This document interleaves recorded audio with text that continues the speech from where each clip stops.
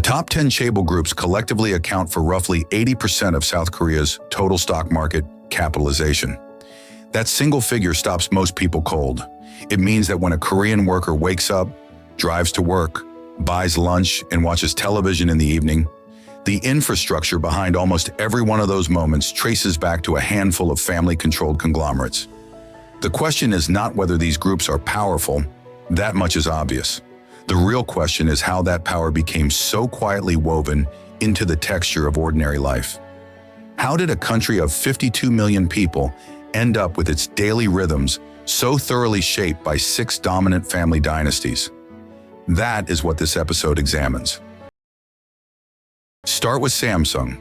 According to the Korea Exchange, Samsung Electronics alone has at times represented more than 20% of the entire Kospi Index. The Samsung Group's total revenue across all its affiliates has been estimated at roughly 20% of South Korea's gross domestic product. Hyundai Motor Group sells more than 4 million vehicles annually worldwide, and inside Korea it controls well over 70% of the domestic passenger car market alongside its Kia affiliate. Lotte Group, less famous internationally, operates more than 90 department stores and supermarkets across the country and owns one of Korea's largest food manufacturing arms. SK Group controls Korea's dominant telecom operator, SK Telecom, and is the country's largest private energy company. LG Group's household appliance and display businesses are present in an estimated 8 out of 10 Korean homes. These are not abstract financial statistics. They are descriptions of kitchens, driveways, and living rooms. This concentration did not emerge by accident. It was engineered. After the Korean War left the peninsula in ruins, the Park Chung-hee government in the 1960s made a deliberate strategic choice. Rather than rebuilding through small and medium enterprises, the state would select a small number of favored business families and channel cheap government-directed credit through state-owned banks directly to them. The Korea Development Institute has documented how these groups receive preferential loans, import licenses, and government contracts in exchange for hitting export targets set by the state. The arrangement worked spectacularly by one measure. Korea went from one of the poorest countries in the world to a high-income economy in roughly 30 years, a trajectory the World Bank has described as among the fastest in recorded economic history. But the mechanism had a structural consequence. The groups that grew largest under state protection accumulated such a scale advantages in supply chains, in brand recognition, in access to further capital, that competitors could rarely catch up. Scale begat more scale. By the time Korea democratized in 1987, the Chaebols were already too large to dismantle without economic disruption.